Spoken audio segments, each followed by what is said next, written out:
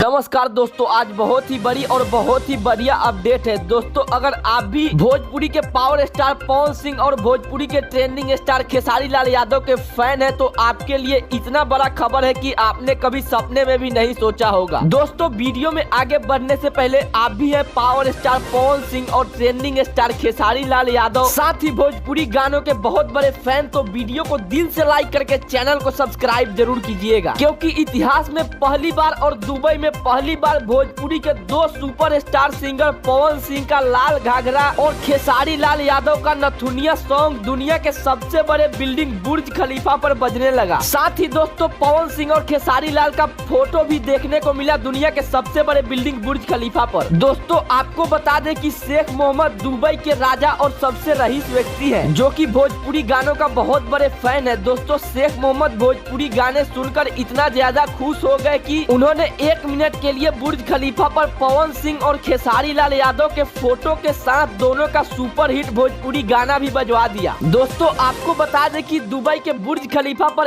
1 minute का video चलाने के लिए 100 करोड़ रुपए लगता है, लेकिन दुबई के किंग शेख मोहम्मद भोजपुरी के इतने बड़े फैन है कि उन्होंने फ्री में बुर्ज खलीफा पर भोजपुरी का 2 गाना बजवा दिया। दोस्तों, इससे पता चलता है कि भोजपुरी के गाने कितनी प्रगति कर रहा है और विदेश में भी इतना पसंद किया जाता है।